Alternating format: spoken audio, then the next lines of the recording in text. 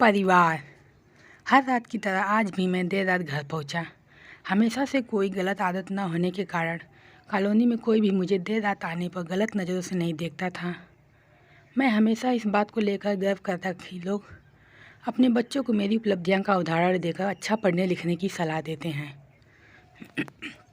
खैर, यही सब सोचते हुए मैंने अपनी चाबी से घर का दरवाज़ा खोला। हालांकि मुझे पता था कि जब तक मैं घर नहीं पहुंचता तब तक दीप्ति को नींद नहीं आती थी, पर मैं अपने 5 साल के बच्चे चिंटू को नींद से जगाना नहीं चाहता था। दरवाजे की हल्की सी आहट पाकर दीप्ति हमेशा की तरह कमरे से बाहर आई। तब तक मैं मुंह हाथ धोने बाथरूम की तरफ जा चुका था और हमेशा की तरह दीप्ति खाना गर्म करने किचन में चली गई। हर रोज़ ऐसा ही होता था। सुबह घर से निकलने के बाद हमारी मुलाकात रात को खाने पर ही होती थी। दीप्ति को इस तरह की जीवन शैली से कोई प्रॉब्लम नहीं थी। एक हाई क्लास सोसाइटी में अपनी साख बनाने के लिए हर किसी को हद तक की मेहनत करनी पड़ती है। चिंटू सो गया। खाना खाते हुए मैंने दीप्ति से पूछा, हाँ, काफ़ी देर से आपका इंतज़ार कर रहा था, लेकिन फिर इंतज़ार करते करते ही सो गया। दीप्ति ने शिकायत भरे लफ्ज़ों से कहा, लेकिन हर बार की तरह मैंने मुस्कुराकर बात को टाल दिया। अगली सुबह रात को देर से सोने के कारण हर रोज़ मैं सुबह देर से ही उठता था, लेकिन जब मैं उठता तब तक चिंटू स्कूल चला जाता था। चिंटू की हमेशा शिकायत रहती थी कि मैं उसे कभी बाहर घुमाने नहीं ले जाता, और शायद इसी बात को लेकर वह मुझसे नाराज़ भी था। हमेशा की तरह मैंने उठकर दीप्ति को आवाज़ लगाई और बाथरूम में घुस गया। थोड़ी देर में दीप्ति नहाने के लिए गर्म पानी ले आई। तुम नहीं तो मेरा क्या होता।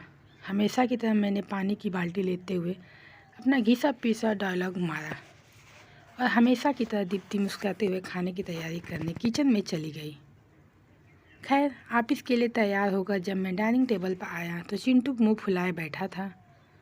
क्या बात है जनाब, आज स्कूल नहीं गए? मैंने प्यार से चिंटू के बालों पर हाथ घुमाते हुए बोला। आज संडे है, चिंटू ने गुस्से भरी आवाज़ से कहा।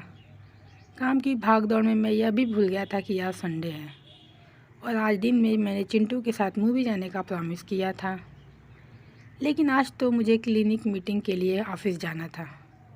मुझे ऑफिस जाता देख चिंटू को अपनी मूवी प्लान खत्ते में पड़ता दिखाई दे रहा था, और शायद इसीलिए वो मुझसे गुस्से से बात कर रहा था। पापा, 1 घंटे में कितने पैसे कमा लेते हो? अचानक चिंटू ने पूछा। चिंटू ने पहले कभी इससे रवैये से बात नहीं की थी। शायद गुस्से में उसने ऐसा कह दिया। लगभग 1000 रुपये, मैंने कहा। क्या आप मुझे 500 रुपये उधार दे सकते हो? चिंटू ने कहा।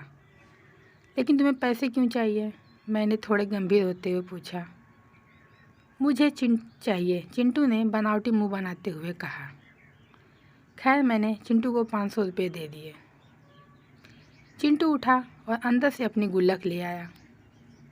चिंटू ने अपनी गुल्लक से 500 रुपये निकालकर 1000 रुपये मेरे हाथ में रखते हुए कहा, क्या आप कल मुझे आपका 1 घंटा दे सकते हैं? मुझे आपके साथ बैठकर खाना खाना है। बहुत बिगाड़ रखा है तुम्हारी मम्मी ने तुम्हें। चिंटू की इस हरकत पर मैंने गुस्से से चिंटू को एक थप्पड़ लगाते हुए कहा।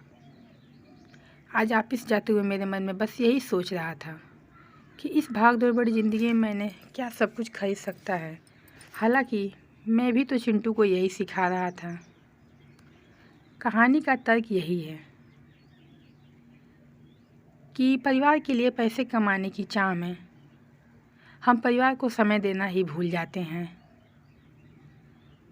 ज़िंदगी में सबके बीच तालमेल बिठाकर चलना ही समझदारी है।